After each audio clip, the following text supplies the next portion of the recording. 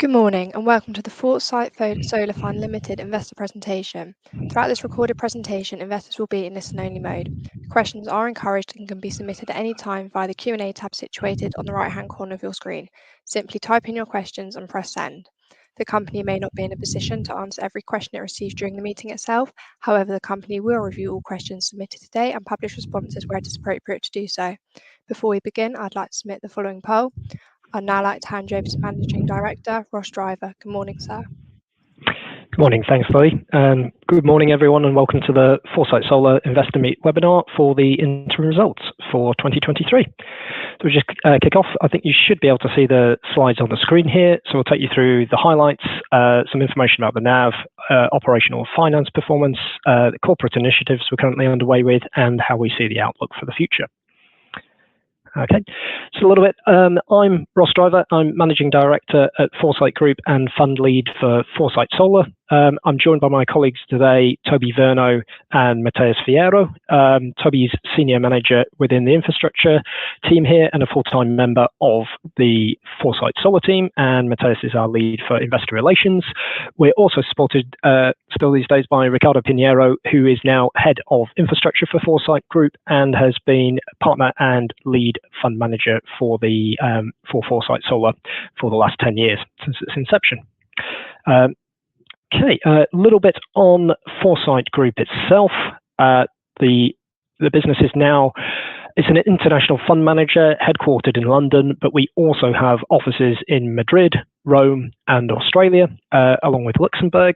We have 10 billion of infrastructure assets under management as a fund manager. We also have two other parts of the business, FORESIGHT Capital Management, that is a fund of funds manager investing in listed equities with 1.3 billion of AUM, and also our private equity business, which is a UK regional focused business with about 1.4 billion under management. But I think the thing to say really about FORESIGHT Group with its strength and depth here, we've got managing over 400 infrastructure assets globally now, with over 170 in infrastructure investment professionals, and that covers the investment side, asset management, construction management as well, and over 4 gigawatts of green energy infrastructure being managed there globally. On to the next, and a little bit about the fund itself. It's a sustainable investment proposition here with a progressive dividend and looking to add a element of modest growth. And it's also been looking to increase, it's on a progressive dividend, but looking to give an increase in that dividend on an annual basis, supported by inflation-linked revenues there as well. Both the fund size and average asset size that we are looking to invest in are key drivers to the efficiency of scale.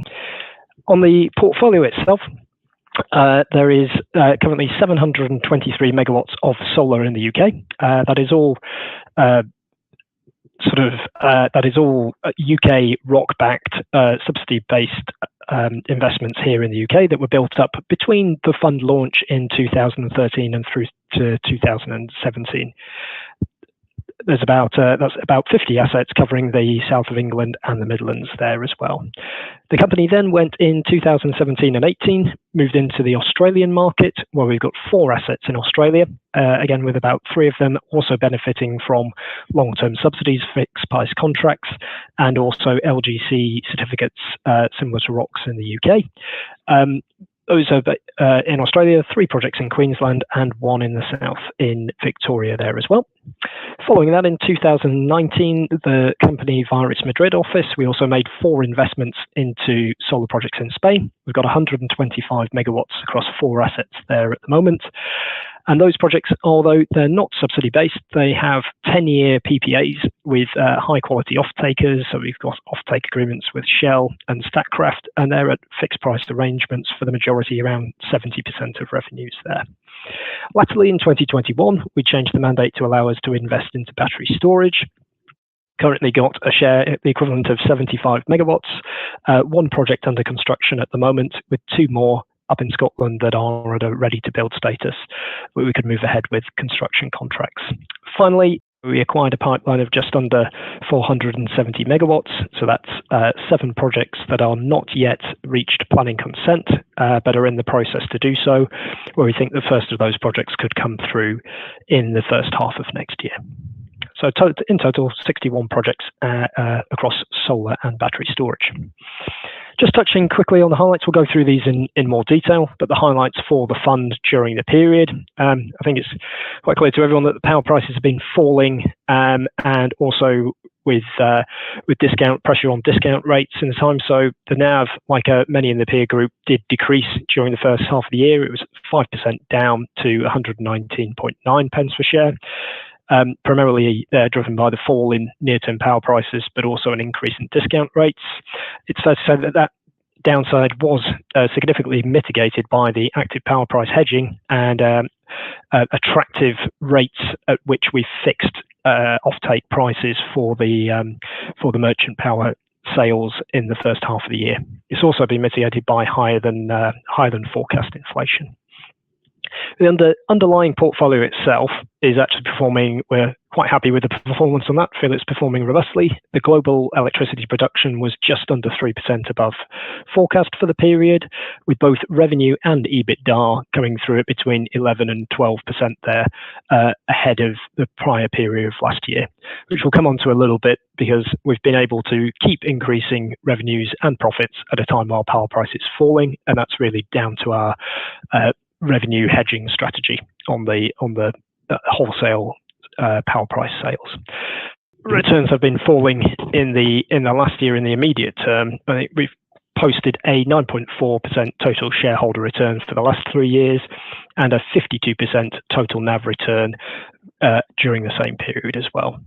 On the acquisition side, we've made that first move into development stage projects with the acquisition for 7 projects in Spain, in the south in Andalusia. We're working with a developer to take those forward under a development services agreement. And I'd say our focus really at the moment to drive continued growth and returns is on the development stage projects and projects that are construction ready in order to meet the returns the fund needs. On a financial outlook basis, the full year target dividend of 7.5 pence is on track to be paid, having made the first payment of 3.75 pence per share during the period, and that is well covered with, we see, 1.5 times dividend cover on a cash basis. So on this slide, we summarise the corporate initiatives that the company has undertaken in the period so far. This has been to address the discount to which the share price is trading versus the NAV of the underlying assets, which we strongly believe in, and we think there is a disconnect there, driven by macro factors. In order to address this discount, we've undertaken a number of initiatives.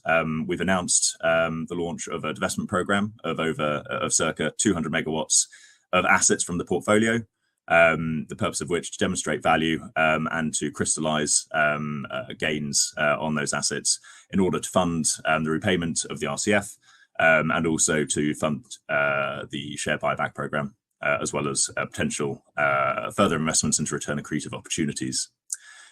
We launched a share buyback program initially at a total cap of 10 million, increasing that to a total of 20 million in recent weeks. And as of today, we're about halfway through that initial program, having invested circa £10 million in acquiring our own stock. This has been to continue to give some upward pressure on the share price at a time when there are some sellers in the market.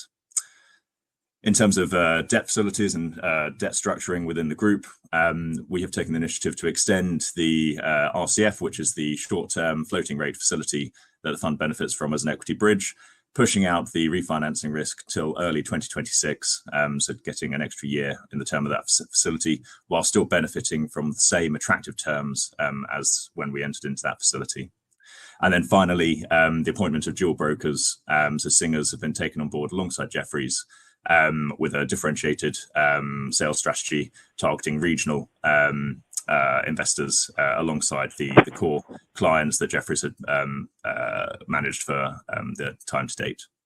On the sustainability performance during the year, we know it's important to an increasing number of investors at the moment. There's just a few points that we'd like to touch on here. First being the sustainability-linked RCF. That was we've secured a 1-year extension to that under the existing terms. So there are attractive premium over SONIA there.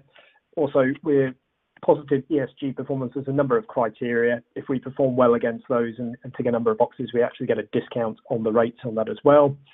We've also been looking to minimise entirely the carbon footprint of the fund. So 97% of the assets now draw from renewable tariffs. Although they are clean energy producing, they do need a small amount of electricity to draw on from the grid. Those have now all been moved on to green tariffs themselves, therefore making a further significant reduction in FSFL's own carbon footprint there. And we're also looking at the opportunity for biodiversity net gains. So we're working with our partner organisation, the Eden Project, at the moment to develop a nature recovery blueprints across the sites that we manage for landowners.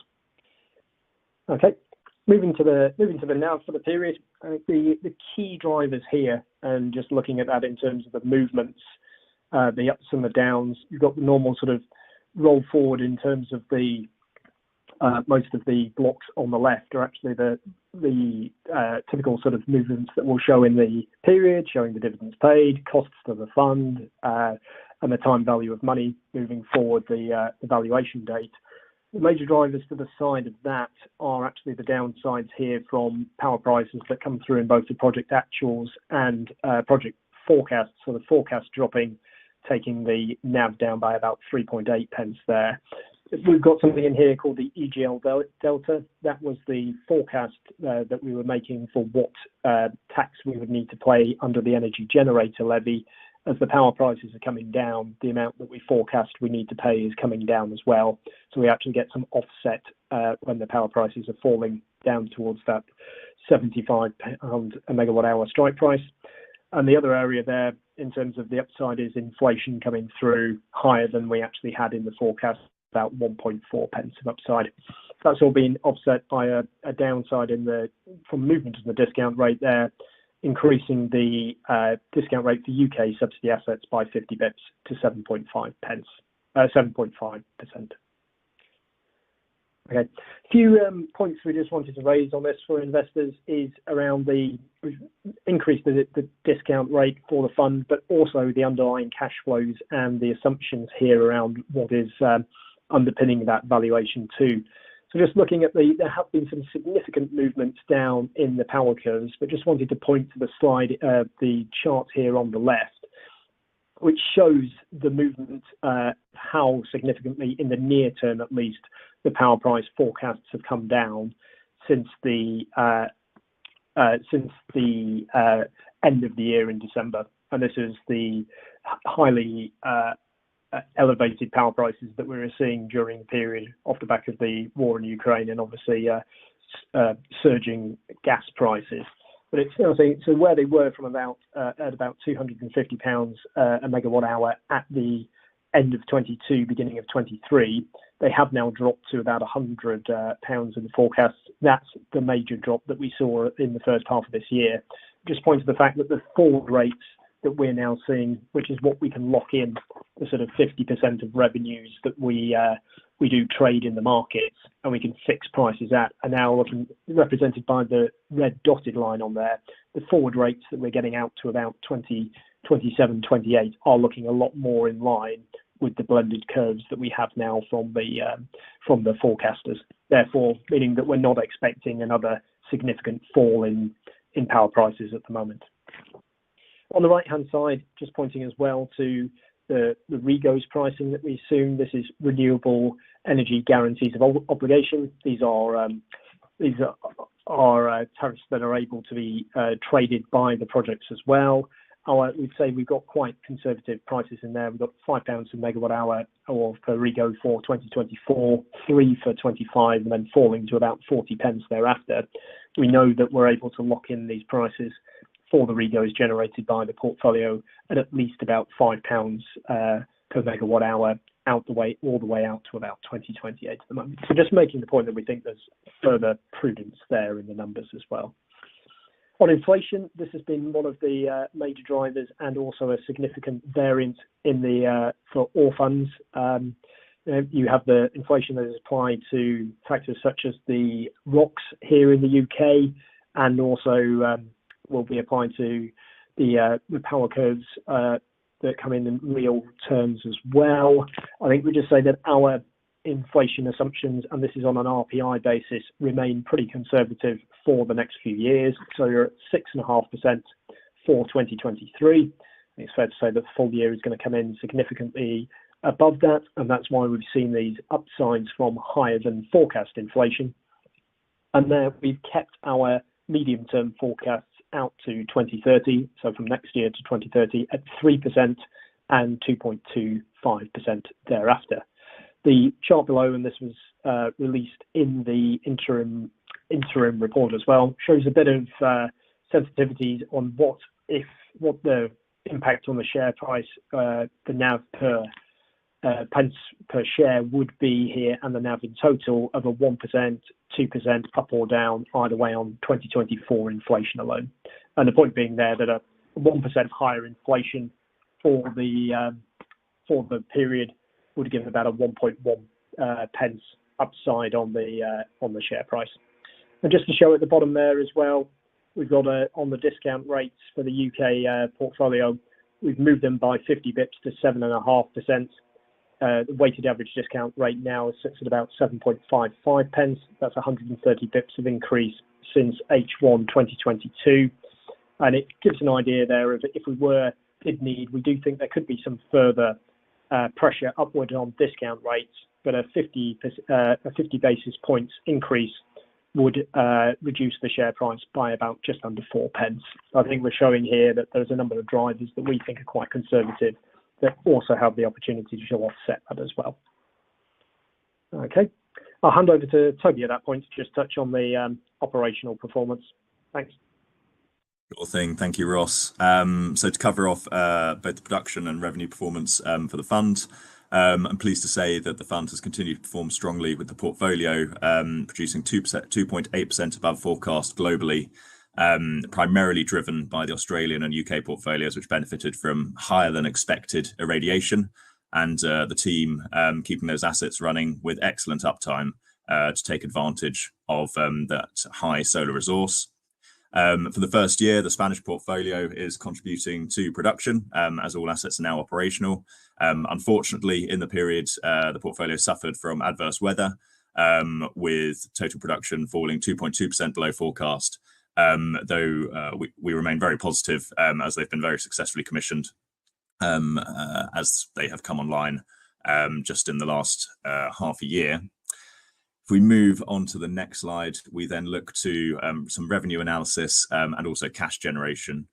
So the portfolio has been highly cash generative during the period, with 52.3 million in cash receipts from subsidiaries, which is 42% up year on year. This is evidencing the strong performance of the fund that has been enabled through our active power hedging strategy. So in spite of a falling backdrop of falling power prices, the fund has been able to lock in advantageous pricing and continue to sell power at attractive levels, as was secured in the last year or two. The UK accounted for the majority of revenues at 84%, with the average fixed price that it secured for the period being £127 per megawatt hour. In the second half of the slide, we present the outlook for the revenue stack for the next 3 years, and what we're trying to illustrate here is the strength of the contracted revenue position for the fund in the near term. What you can see is the teal bar at the bottom of each of the columns, and that represents the contracted revenues that come from the ROC subsidies, so the Renewable Obligation Certificate subsidies. These are the inflation-linked price certificates that underpin the contracted revenues for the whole fund.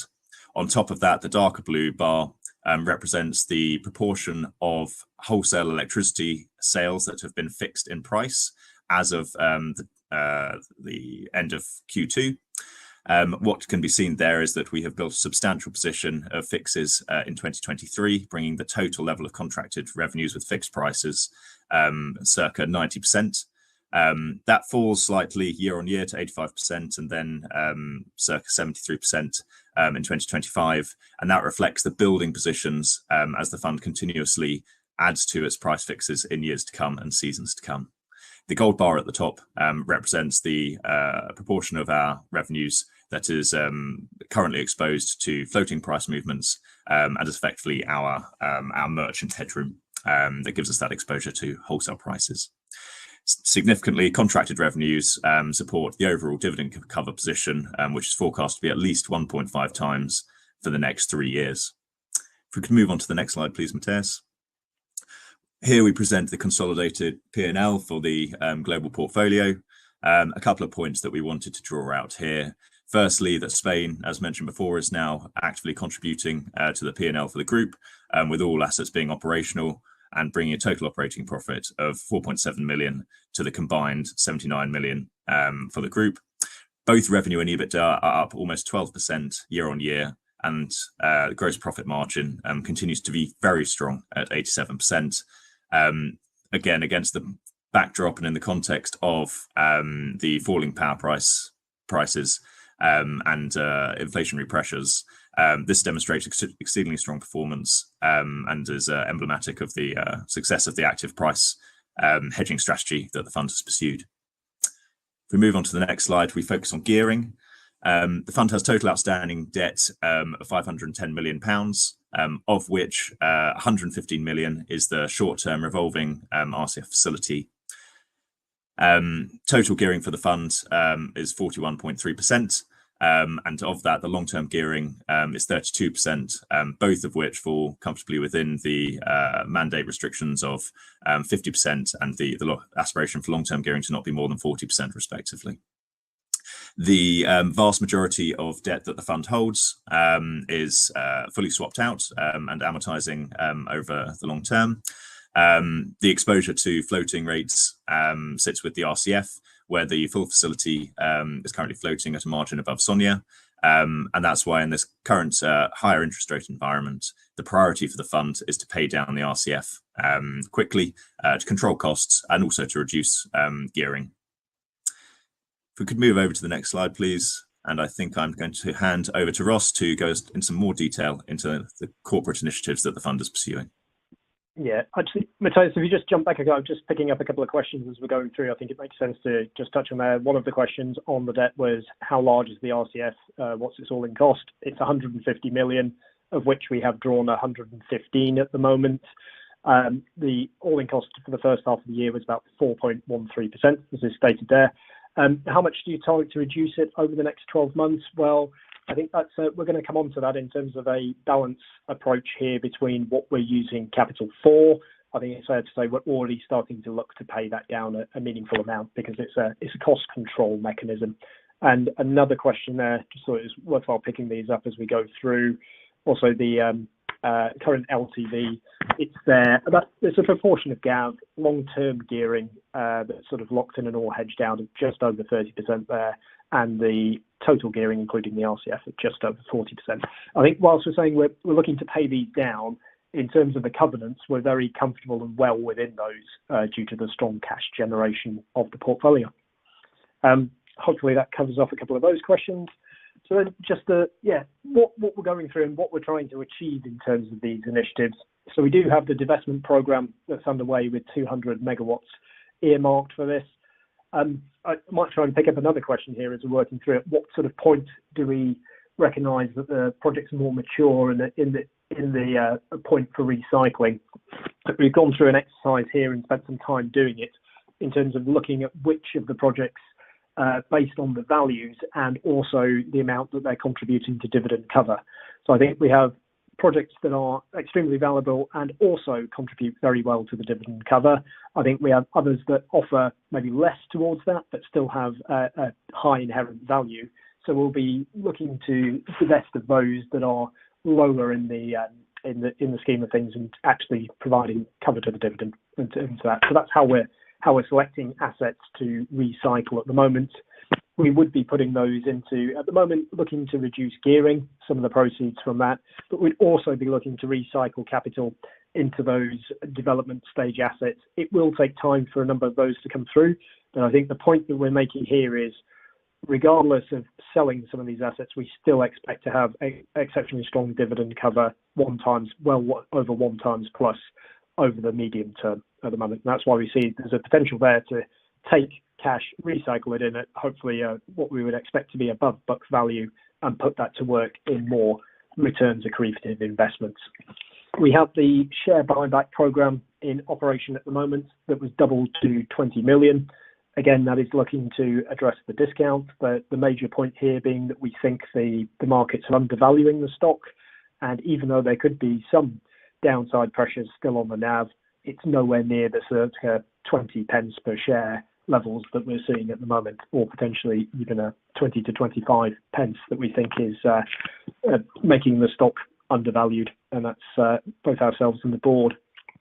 In terms of capital recycling, repayments there at the moment look to reduce the gearing, as we're saying, and it will be the RCF that we're paying down as a cost control measure, recycling that capital also into early stage investment projects where we see that is the ability to really drive the returns out of there as well. And final point on the RCF extension, we pushed that out to 2026 to remove the refinancing risk and at the same time allow us to reduce gearing. So the focus here is addressing the discounts, paying down the reducing debt, and recycling capital. And this diagram here on this page tries to give a bit of an idea around where we're focused at the moment. You'll see the operational portfolio that's just over 1 gigawatt, where we are looking to sell 200 megawatts from that. So it's a material amount. It's about a fifth of the overall operational portfolio at the moment. We do at the bottom have further assets coming through in the construction pipeline. That's 3 batteries in that as well. And then we expect to have the projects coming out over the next year and several years from our development pipeline in Spain. I'd also say that that area on the development side and the construction ready to build is where we'd be focusing the bulk of new investments for now. On the divestment side, the initial 200 megawatts is what we're starting with, but then we could get to a point where we feel that recycling could be a fundamental aspect of the strategy going forward. And just to explain on that in a little bit more detail, and hopefully this will cover off, I've seen another question here around how can the fund continue to grow while it's difficult to raise money at the moment.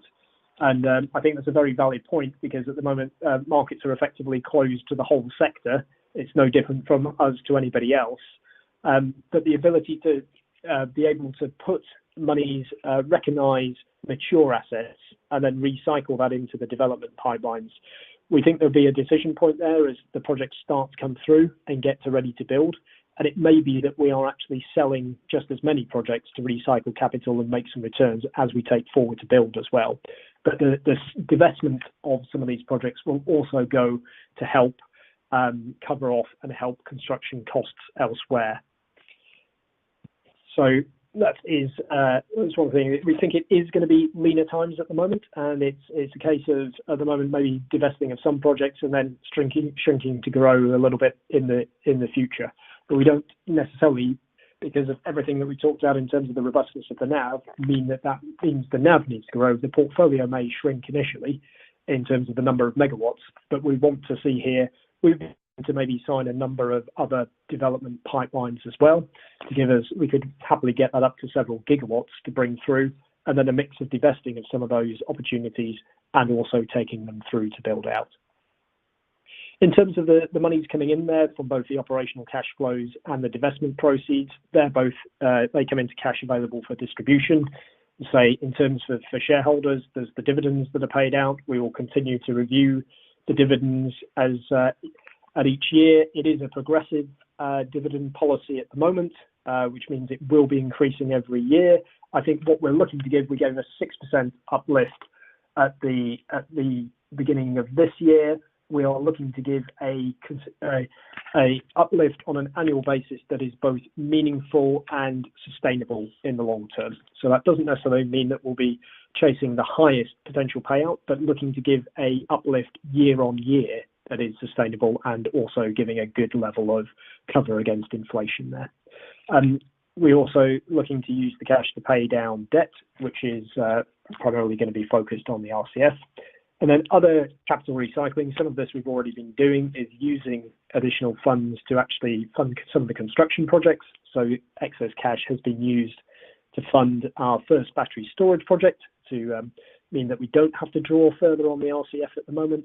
There are portfolio enhancements, such as extending leases on sites that have some cost towards them, but can have a greater uplift on portfolio value and the NAV as well. And then into putting things into development funding and new acquisitions too. I think the overall focus here is on prudent and a focus on the returns accretive acquisitions. At present, we don't see it, especially in the UK and the other mature markets that we're in, as being profitable to chase operational projects while the discount rates are increasing. We still don't think that secondary market projects are changing hands at a point where it would be returns accretive and help us make the level of returns that we want the fund to deliver. We'll go to the next slide, Matthias. So, off the outlook. Toby, do you want to pick this one up? Yeah, sure thing. So looking at the investment strategy of the fund moving forwards and picking up on some of the points that Ross just made, there's a very strong origination focus on earlier projects that are at an earlier stage in their life cycle. So those are both development stage pipelines and also projects that are at the ready to build stage that could be taken through construction. We continue to focus across both core technologies for the fund, solar and battery storage, and again, primarily in the core geographies where we already have a presence, but also looking at potential new markets that could offer similar kind of strong fundamentals underpinning those two sectors. Recycling capital via divestments at key life cycle stages will continue to be a focus for the fund, and will be an opportunity to crystallize value as projects are brought through from development through construction and into operations. In terms of the construction pipeline, we have shares in three battery storage projects in the UK that are currently at ready to build or in construction. The first of those, the Sandridge battery storage facility, is due to come online next year. There have been some delays in construction driven by grid connection, primarily trunk reinforcement, largely outside the control of the project. But we're very pleased to see that the successful commissioning of that project is set to take place in the first half of next year.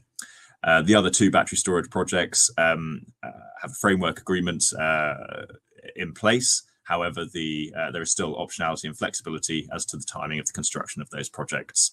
And that optionality is particularly valuable for the fund at the moment, as it can seek to take advantage of some of the tailwinds in the construction space for batteries, and also more nimbly address some of the urgent, more pressing capital allocation decisions.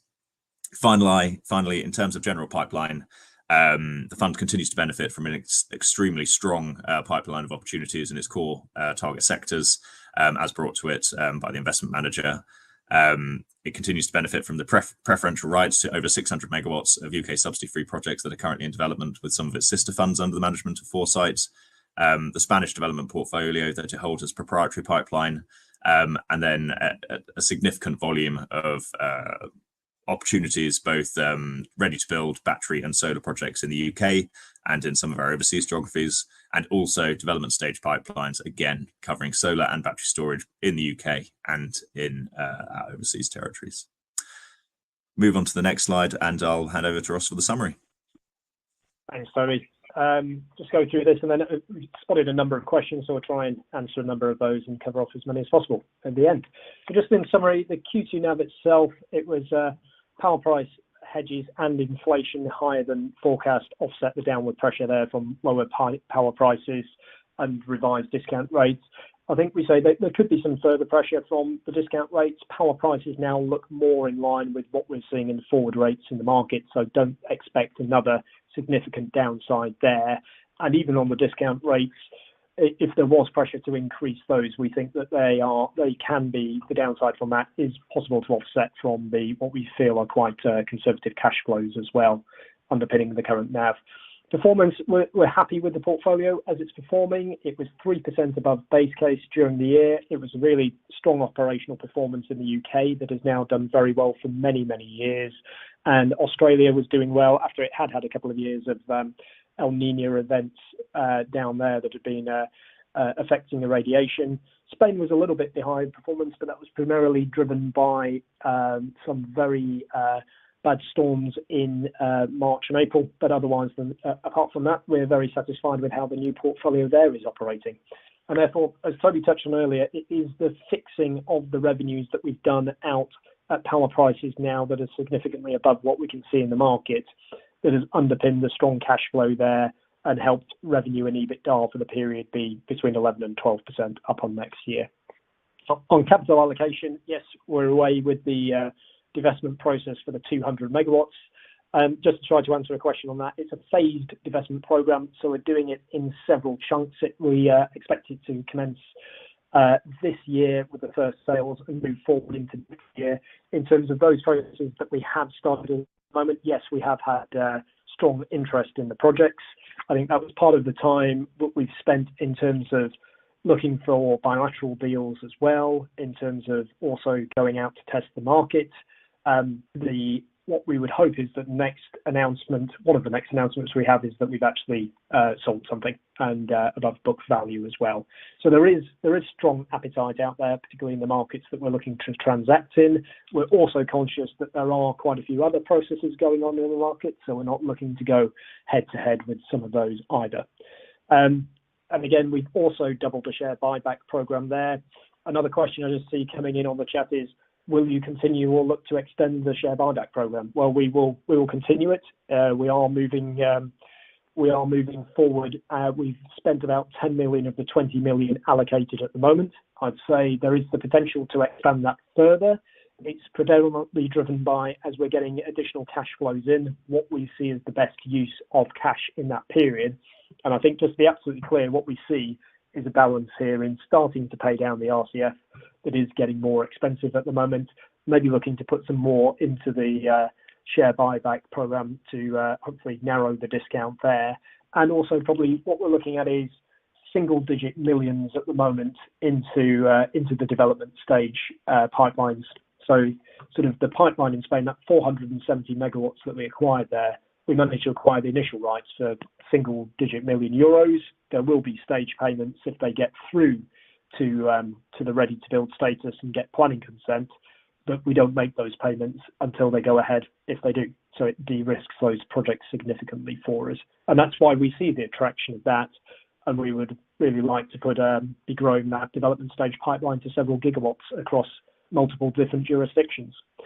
And then just looking at the outlook, we're well on track to deliver our target dividend for this year. And again, we'll be looking to offer a strong growth into 2024 and beyond. And we're already factoring that into the 1.5 times dividend cover that we're stating there. We've got a really strong pipeline of accretive investment opportunities, probably actually, ironically, the strongest pipeline of opportunities we've seen in many years at the times when cash is tight and we're having to make these decisions. So I think any further investments that we are going ahead with, you can be assured that we see as highly returns accretive and building the portfolio for the future. I do see that, and looking at the questions there, and particularly those ones focused on how does the fund intend to grow more in the long term, it may be that we're at a little point in terms of the actual generating capacity in the fund that has to drop a little bit in the short term. We don't see that as impacting, like I say, the dividend cover and the ability to continue to generate cash. And we see this as a good opportunity now to invest in the future, in the medium term, to build out that pipeline of proprietary investments on both the UK solar and storage, but also probably more European as well. I saw a question there as saying, is it more UK or more overseas? We absolutely look, UK is the home market. We've got the majority of the portfolio in the UK. We'd love to keep building up the UK project portfolio, see that as more battery projects coming through and solar through the development stage pipelines. Equally, across other jurisdictions in Europe, we have capacity there. Spain, other European central markets as well. We're looking at that. We do think that the development stage pipelines is a good opportunity to move into other markets, particularly those that haven't necessarily been open because of returns. take Germany for an example. That's a good market that we feel previously, because it was heavily funded by pension funds with very low cost of capital. If you look at it on a development stage pipeline now, you can get there with the level of returns, and it is a very attractive market to invest in. But there's a number of others around Europe as well. So I think in summary, what we are looking to do here is address the discount, doing that by a number of actions, including the sales that also look to prove the valuations. So I think that's an important point that we must remember here. Is part of it is recycling capital, but part of it, as I think a number of funds are doing now, is looking to divest to prove the valuations of what these projects are worth. And we are comfortable with our valuations from those discussions that we've had. The share buyback program as well, looking to address the discount and narrow it there. We're looking to reduce gearing, but that's a cost control mechanism as the underlying cost of that RCF is increasing, because it's SONIA linked. It's the one bit of debt that isn't swapped out. And then looking to recycle capital, as we've explained, from more mature assets into some of the development stage and ready to build projects here. Okay, hopefully that's given a good summary. I have attempted there to cover off a number of questions as we've been going through. Hope that came across clear, but I'm happy to hand over to my colleagues or anyone if they think there's specific questions we haven't covered off yet. That's great. Ross, Toby, thank you very much indeed for updating investors this morning. Ladies and gentlemen, please do continue to submit your questions using the Q&A tab situated on the right-hand corner of the screen. But just as a quick reminder that to remind you that a recording of this presentation, along with a copy of the slides and the published Q&A, will be accessible via your Investor Meet Company dashboard. We'll notify you when they're ready for your review. Ross, as you said, you've addressed pretty much most of the questions that have come through from investors. So firstly, thank you to everybody for engagement. But if I may just hand back to Matthias, if there are any further questions that you'd like to address, that would be great. And I'll pick up from you at the end. Yeah, Ross, there are a couple of questions actually on battery storage. One of them asking about the projects in the existing portfolio, if they're standalone or if they connect to our solar projects, if they're co-located with our solar projects. And the other one is more about the revenue stack, because it says that with the duck curve and with solar irradiation, there are kind of pricing peaks and during the day. And if with the growth of batteries, are we expecting to see something similar in that market as well? Yeah, I think I saw both of those. They're a little bit more extended. The first one's quite straightforward in terms of they are standalone projects. The first project we've got in Sandridge is actually located in a field next to one of our existing projects. So it's only co-located in the sense that it's next door. They're all standalone projects. I think it's fair to say we have been looking at co-located projects, but it's easier to achieve those on a new build asset. And also, you've got to factor in that it will constrain one or the other to an extent. Whilst that is the theory behind it is getting more efficient, you will not be able to maximise the output of both the solar and the storage at the same time for quite obvious reasons, because they may need to trade at different times. So all the projects we have at the moment and that we're taking forward are standalone and therefore able to operate unconstrained in the battery storage markets that we talk about. And then, yes, in terms of the revenue stack, I saw the question here that I'm seeing is as battery storage becomes the new game in town, what's the problem of happening to this sort of cannibalization of revenues in terms of similar to what potentially could happen with solar anyway? Or just to touch on that, I think the point around solar is as more and more solar and generation is rolled out, that there can be a cannibalization of the pricing itself. We have our own assumptions around what the impact is on the solar capture rate within our models. I think we have a large portfolio that we're well able to get a steer from in terms of how the rollout of more and more solar is impacting the prices there. Point being that at the peak times of the day, sort of around now, I'm looking out and it's quite bright outside at lunchtime. It's not a peak time for energy generation as well. So if you have a large amount of energy flooding the grid at that time, the demand is going to be lower than the supply, therefore pushing prices down. We have a view of that. That is starting to tick up and increase. We're factoring that into our revenues going forward, but we're still in sort of single-digit % at the moment. And also, one of the factors that you think is going to solve that is the rollout of renewables itself will probably not be as quick as a lot of people are thinking. We see that in the terms of the stalled offshore wind process, and the fact I think a lot of the consultants are assuming that we're going to be deploying around 2 gigawatts of solar a year. It was about 0.6 gigawatts for 2022 as a whole. We're seeing positive headwinds in that area. We're not quite getting to the levels of build out that are predicted to get us to net zero.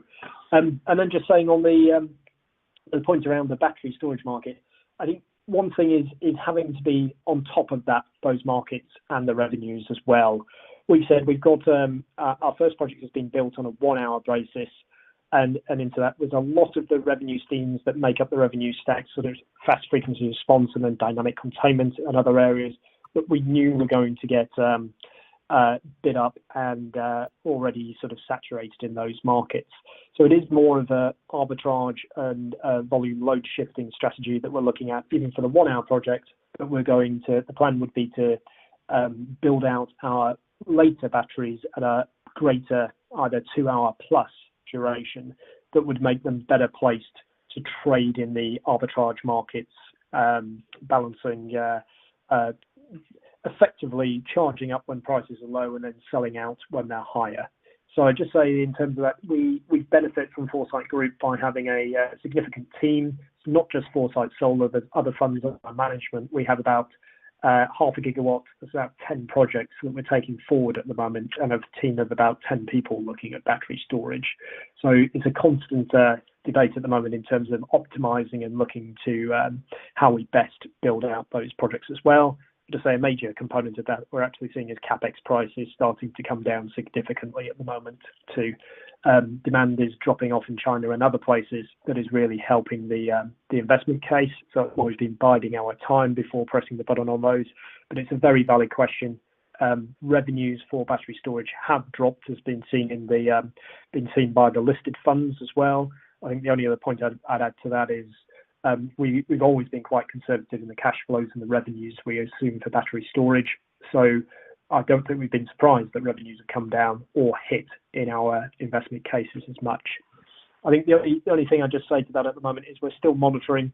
We do have these capital allocation decisions at the moment, and we would need to see the battery storage projects offering a significant and meaningful premium to solar projects if you're getting to 7.5% discount rate, because it is more of a merchant strategy and more of a trading strategy. And then we also have to weigh that up about the benefits of being able to buy back our own shares in what's a predominantly operating business for a 20% discount.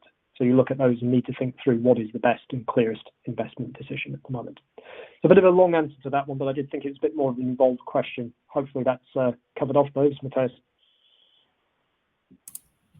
Yeah, that covers it all. Okay, fantastic.